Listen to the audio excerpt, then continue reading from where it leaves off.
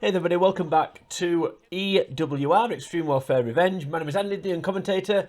This is episode number 6, I think. I've already lost count. Where we're booking a year's worth of wrestling shows for Pro Wrestling Guerrilla. So, quick recap of where we're up to. So, we're halfway through February. So, we've done 2 shows so far. We've got 2 more shows before the first sort of big event, which is going to be Neon Nights in a couple of weeks' time. So in this video, we're going to just basically book the next 2 TV shows, and then we're going to book the big event. So, without further ado, let's of course get on with it. Now, during the course of this video, I think we will probably grow from a regional promotion into a cult-sized promotion. Now, when that happens, there is quite a little bit of work that needs to be done, but I'm probably going to do that on the next video. So in this video, I really do just want to focus on getting to the end of February. So like I said, getting the next 2 weekly TV shows out the way, and then booking the big event at the end of the video and at the end of the month as well. So rather than talk about it, let's actually do it. So our next show is going to be on the 15th of February. So as we can see, and as I've already said before, now the hiring and firings subsided slightly. It's mainly going to be emails about ratings, which I don't really care about. Right, so here we go then. So the second to last show before the big event. So we're building up to, as I said, our first big event. Couple of matches already booked. I think the title match is booked, so it's going to be Kongo challenging Jeff Cobb for the world title. I feel like we've got other things booked. I don't know if the Osprey match is booked. Yeah, we need to get some more things booked. The women's title match we need to sort out as well, which we're going to do in this show, but not in this opening segment, because in this opening segment we're going to be building up to another match, and it's going to be Timothy Thatcher and Kushida. Now, Timothy Thatcher, not the most charismatic, so this segment may bomb a little bit, but we'll see. And we're going to kick things off with a match that has had a little bit of, or that has had, I should say, a little bit of build. But it's going to be a TV match rather than done on the event. And it's going to be Aussie Open versus Mexi Blood. So Flamita's come to save Bandito from these 2-on-1 attacks that he's been suffering. And not only that, he's going to get the pin. He's going to pin Mr. Sky Blue, I think, for this one. Yeah, clearly, because they're baby faces. Yeah, no, we don't need to worry about anything else. Right, now, at the end of the last video, we signed Katrina, formerly, I think she was Maxine in the game show NXT era. So we're going to give her a debut. So we go to the debut angle.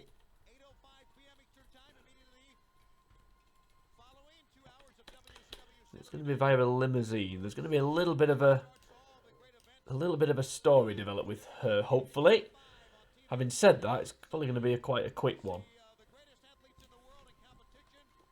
I was thinking actually in the previous between recording this video and the last video, rather than me just literally saying, rather than me just literally coughing and literally saying, well, now we're going to book this, and now we're going to book that, and now you can see what I'm doing, but I'm still going to talk over it anyway. I don't know whether to just keep doing that, or whether to just sort of, I don't know, talk about wrestling, try and get some kind of conversation going. Just for full disclosure, I am recording this on, and I think sometimes, sorry, just before I finish that sentence, I think sometimes it's important to, if it's not always obvious what the storyline is, to maybe add a bit of sort of meat on the bones, if you like. But you can see what I'm doing. So, for example, Super Dragon here. Well, apparently I can't talk and think at the same time. Orange Cassidy wins cleanly, then Super Dragon attacks. Yeah, so Super Dragon attacking Orange Cassidy here. This is obviously to build up to something. But do I really need to explain that? I'm not so sure. But anyway, yeah, I was thinking, do I just talk about just give some opinions on wrestling. Yeah, for full disclosure, I am recording this on the 19th of February. So if I do 2024, so if I do say anything that's then proven to be incorrect or wholly inaccurate or just doesn't age very well, then hopefully you'll understand why. So this is building up for the Ospreay Mark Andrews match. So yeah, basically, so in that interview, he'll just basically explain why he doesn't like him.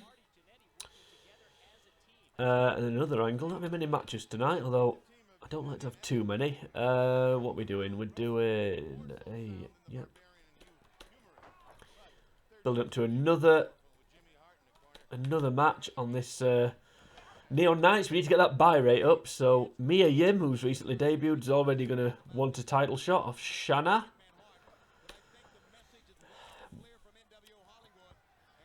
The women's champ, Shanna. That was a dreadful reference. Anyway, 2 segments to go, so let's get on with it.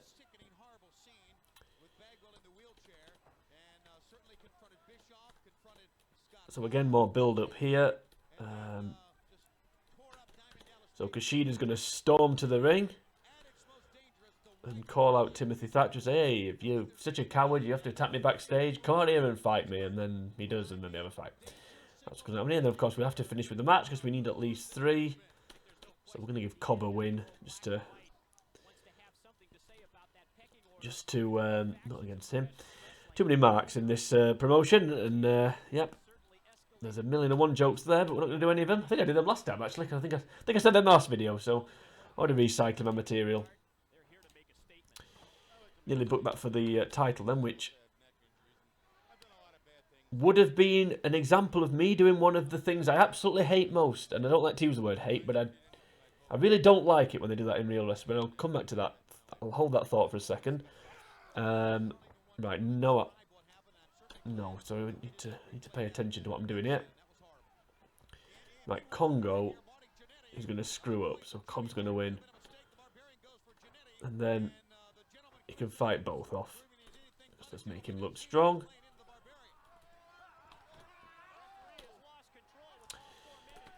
I think Kong's looks strong, so we need Cobb to look strong. Kongo Cobb, the tag team. Put them together. Anyway, yeah, let's start the show. Oh well, Timothy Thatcher might be a charisma vacuum, but clearly Kushida isn't, so that segment went pretty well. Decent first match of the night, that's good. 3 points for getting out of a limousine, good. That could have been better. Orange Cassidy's stats aren't great, so and I think Zachary Wentz more of a high flyer than a brawler. Orange Cassidy's highest down here, but yeah. So Mark Andrews here. So basically, the storyline here is Mark Andrews is British, Will Ospreay's British, and he wants to prove he's the best Brit, basically. So maybe that's just my British person mentality thinking about it. I think that could be a decent storyline. Who knows? I'm British, you're British, let's have a British fight. Put him up, old chap. We will joust to the bitter end. Right, yep, another point for Kushida, it's going well. And then, a very good match. Mind you, Haskins' stats are pretty good. Better than my diction, clearly. Right, so now just the go-home show left to do. But before that happens, I think it could be momentous. A momentous occurrence may happen. 1.42. I think that's the highest TV rating we've had, isn't it? Still, apparently, the ratings aren't good enough that the ratings are so bad that the TV network doesn't think it's even think it's broadcast yet, which is worrying me slightly. I got 99%, and we just need one, like what, or whatever that song is. One less percent, right? Which I think we should get at the weekend because the business is in a positive position. Yep. More things I don't care about.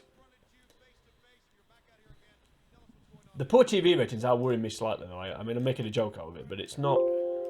It ain't good. Right, here we go. This could be a big day.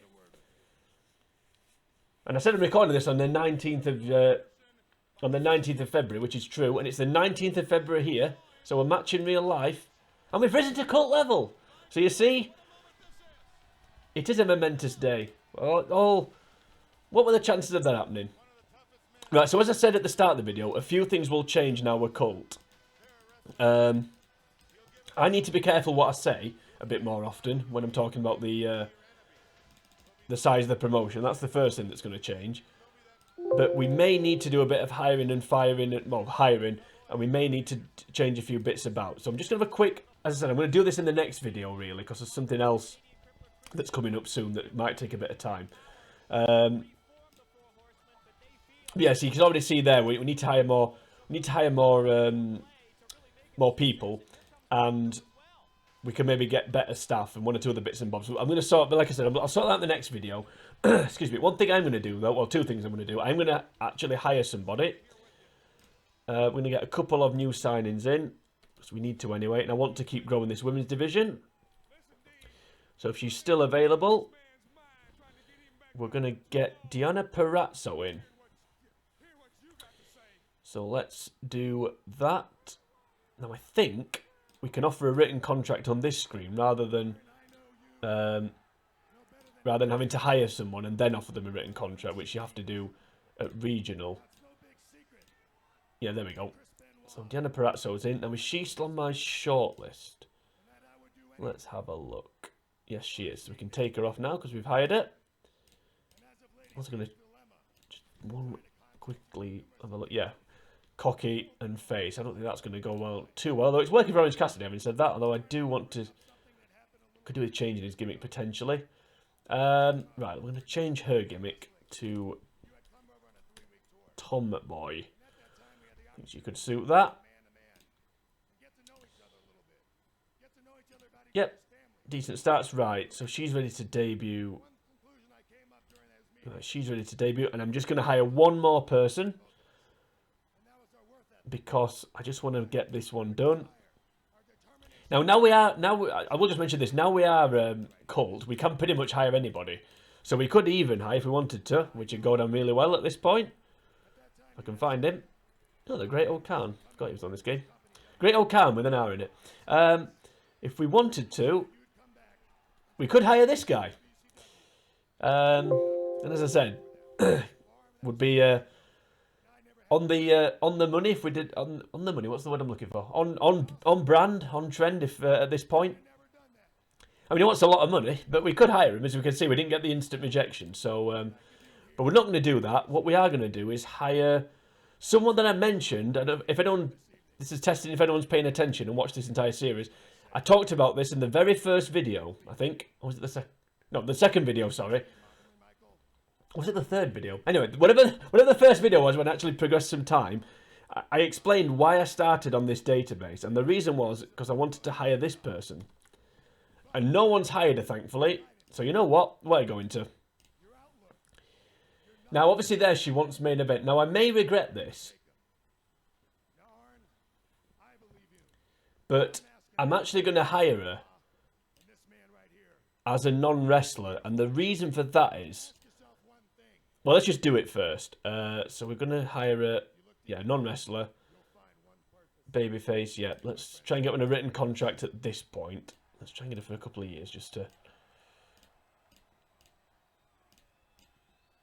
Can we get it for 3? Let's not bother with 3.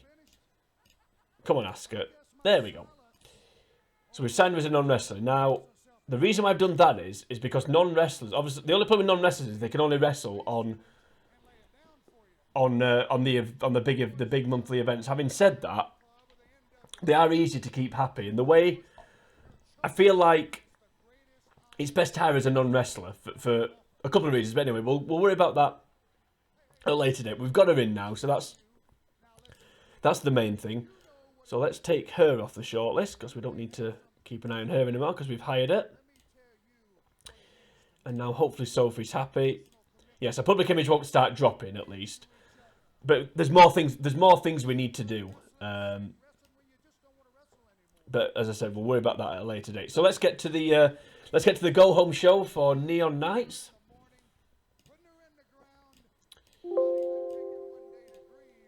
2 more days to go. Yeah, I was talking. I mentioned earlier about nearly booking something that I hate. I was thinking. I don't know if anyone again, just to try and get a bit of chatter going, if anyone, rather than just me just talking through what I'm doing. Oh, hello. Let's just read these emails first before we carry on that little story.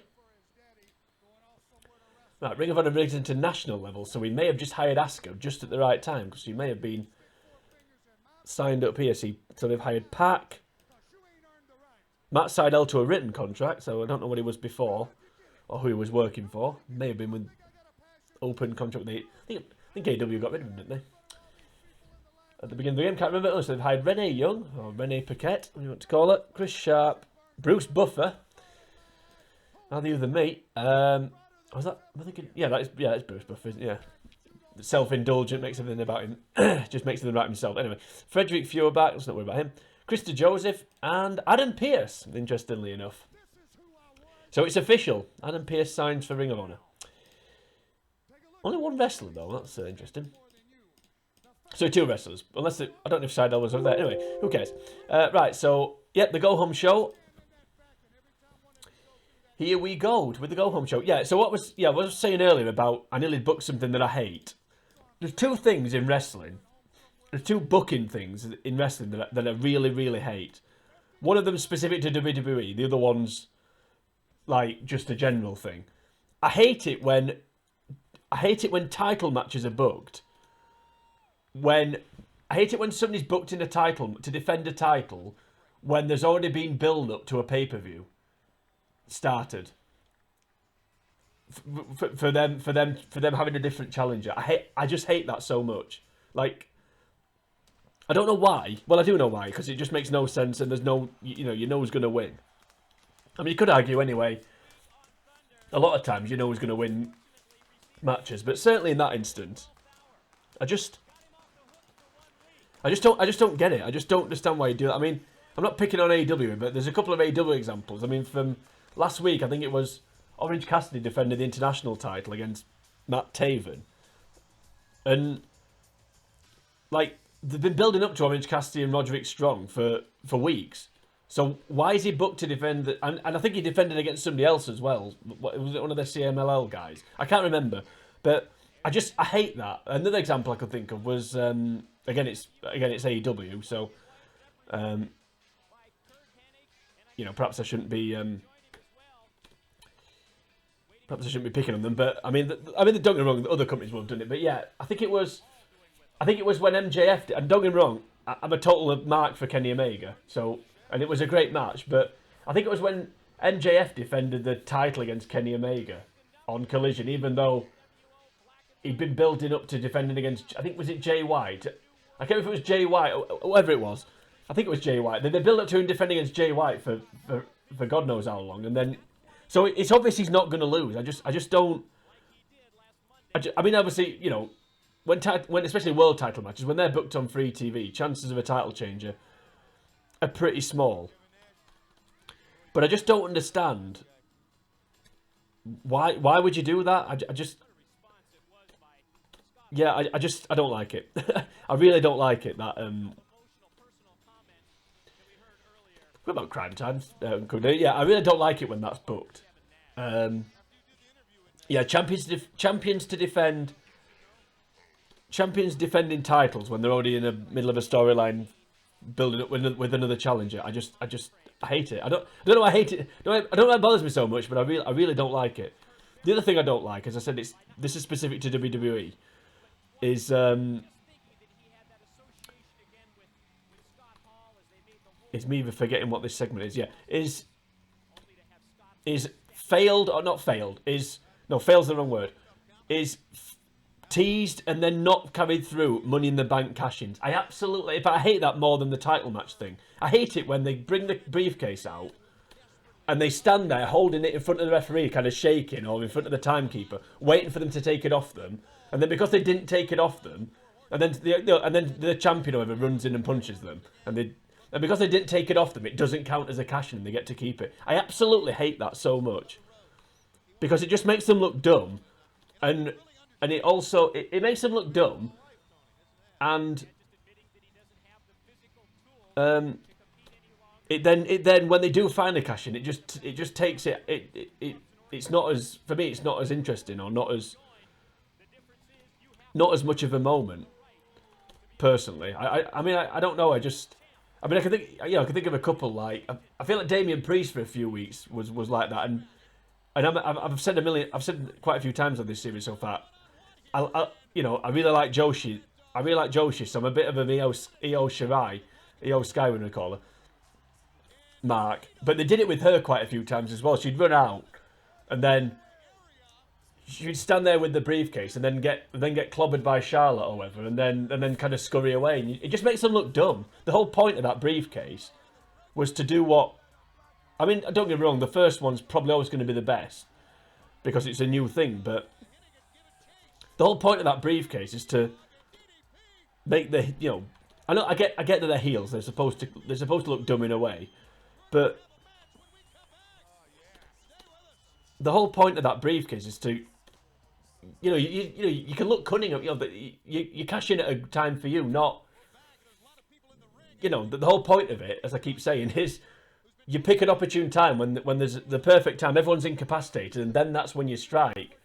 So if you're thinking, oh, I'll cash it in now, and then literally the babyface, or whoever it is, gets up and punches you, or there's someone else who interferes and stops you, like for Priest, for example, when I think Drew McIntyre stopped him cashing in before. Well, it just makes you look dumb, and you're not. I just don't get it. Anyway, rant's over. But they don't. Those two things really wind me up.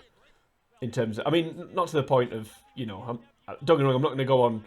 I'm not going to go and write a comment on the internet and post it or whatever and complain. It doesn't bother me that much, but and in block capitals as well, just so you know I'm serious. But those two things really. I just hate both of them. Just don't do it. Especially like I said, the Money in the Bank cash-in. That's the worst one.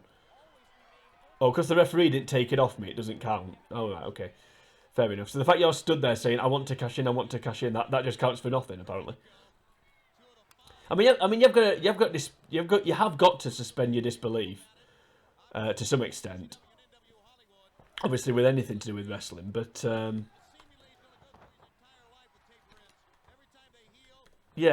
don't know it. I don't know. It just bothers me. Okay, 2 segments to go. So we're gonna have a tag match.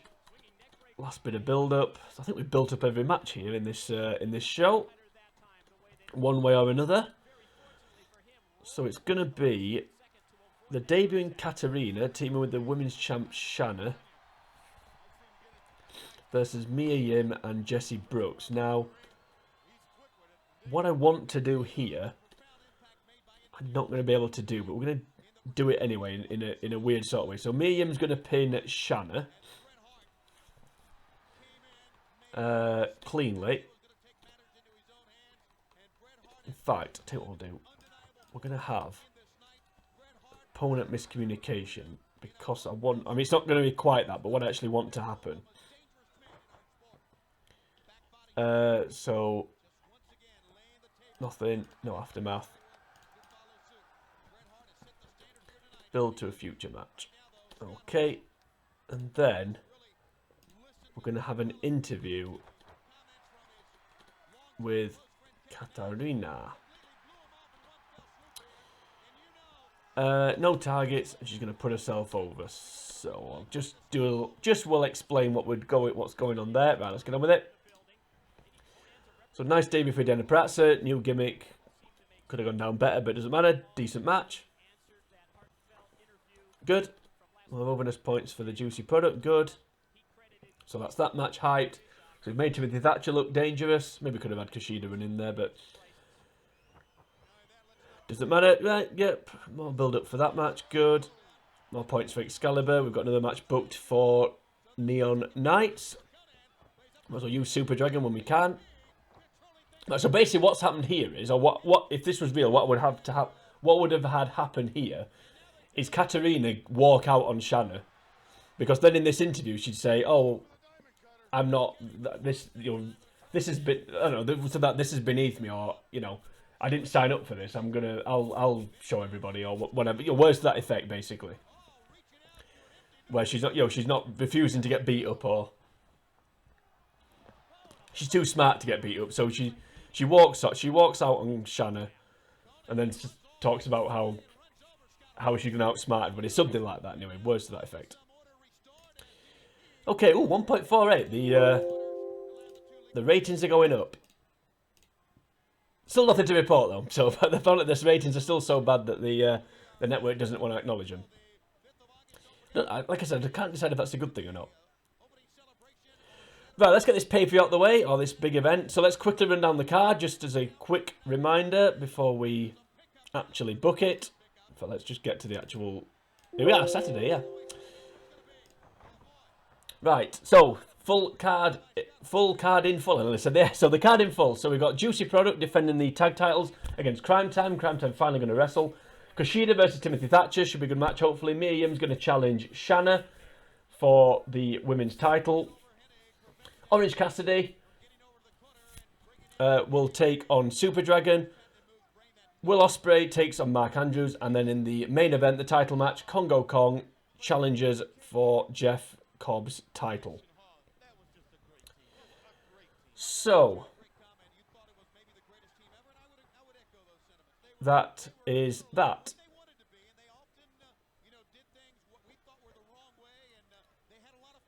Right, so let's, yeah, we'll come back to that, I think.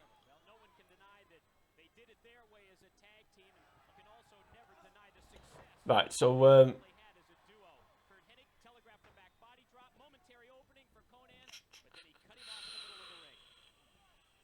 yeah, right, let's get on with it. Let's get this show on the road. Okay, so we'll have a hype video. So we'll kick things off with the impending debut. Yeah, so this, yeah, so the topic to rant about in this video was booking things I don't like. I mean, to be fair, as I said, there's a lot of times you got to suspend your disbelief. Like, for example, again, I'm picking on AW, and it's not intentional, but like I think it was Mark Briscoe the other week on Collision. He was thrown off the stage and thrown through a table, and then he died for about 20 minutes. Then came back at the end and helped FTR and Garcia win. Where in a normal match, if you get put through a table, and you know you're back on your feet like 20 seconds later, or you kick out after 2, you know what I mean? It's just, you know, I get that, I can live with that, but yeah, the other stuff, it really bugs me, that one. I don't know. The other stuff I ranted about. But yeah, I mean, you know, like I said, I get it. It's it is what it is. Right, so now we've built, oh, don't need that. Now we've built up the opening match. Let's actually have it. So it's going to be, I don't like to, I don't know if it really matters, but I don't know if it matters on this booking thing. The team on the left, I always think they make their entrance, the thing on the left, so here, I always think they make their entrance first. I always like to put the champions on the right, but I think on this occasion, because it's a big debut, I think the champion should come out first. I mean, if there's anything on this game that doesn't matter, it's that. But yeah, that's just something I like to do. And they're going to win on their debut, so we'll give Shad the pin. You can pin JT Dunn. They can celebrate after. Hopefully the crowd will get into that one. And it's to debut Crime Time, why not? So new champions on their debut. Next up is the match between Timothy Thatcher and Kushida. Next one on the card. And I'm going to have Timothy win that one. And he's going to win cleanly as well, which is unusual for a heel. I think he needs a win. Right, one last bit of hype for this women's title match. So we've already seen one title change hands. Can we see another? As Mia Yim, the overwhelming favourite, despite being the challenger, to pin Shanna, or to make us tap out. If I can actually do this right, there we go. Okay. So Mia Yim, again the challenger comes out first, of course, vitally important. PWG Women's Championship. And it's actually going to be Shanna that wins. Because Asuka, who's still a babyface at this point, and I'm not sure if this is a good idea or not, but we're going to do it, is going to interfere. But we'll just carry on for a second. And it's going to be to debut Asuka, the point of this match. So that Shanna's title win's kind of going to be overshadowed a tad. It doesn't matter. Okay. Singles, yeah. Actually, no, it's not going to be a singles match. It's going to be a Falls Count Anywhere match, this one. It's going to be Orange Cassidy versus Super Dragon, so it's a bit of a rematch. I've got a feeling the background noise is going to end. If it does, I do apologise. Something may start as well, I don't know. But I guess we'll see. Right, Cassidy's going to win. Cleanly. No aftermath. And no purpose.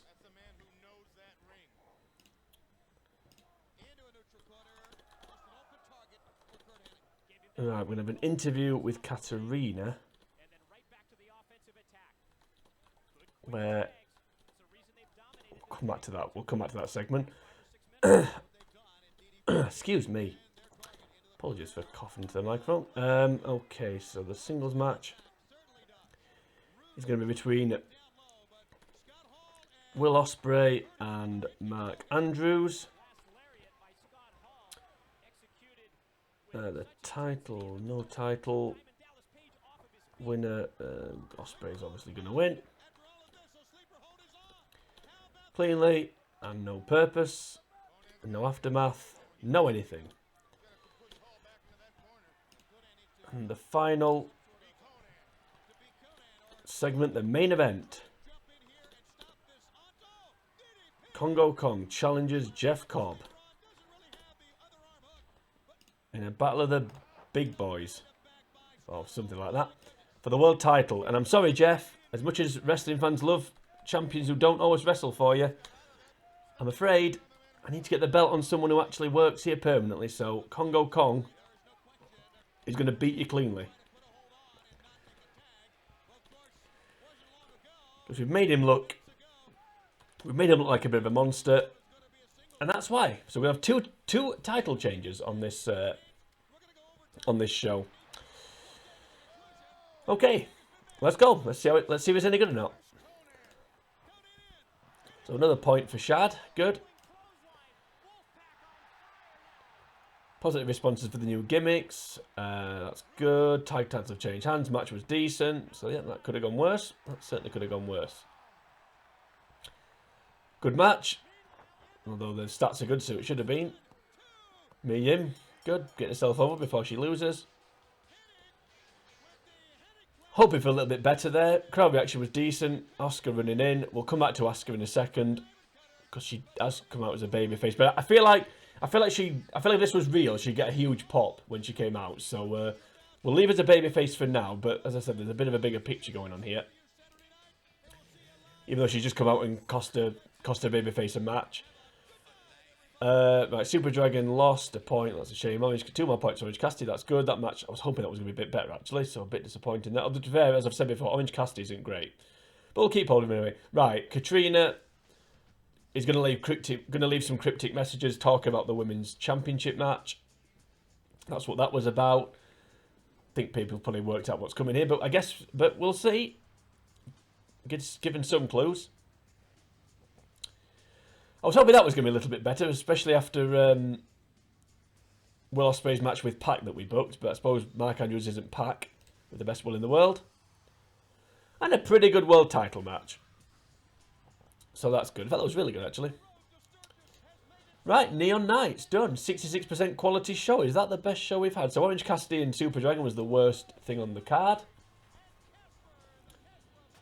As we're just about to tick over into 35 minutes, I'm pretty sure the background noise will have gone off, so I do apologise if that's the case. Right, yeah, so Neon Knights, done. So that's up to 50%. That's pretty good. Was that the best show we've done? Let's see. No, it was the Warfare before. The Go Home show was better than the thing it was building up for. But anyway, that doesn't matter. What does matter is that, yeah, we got to the end of, I say we got to the end of February. Because it's 2024, there's going to be a 29th of February, isn't there?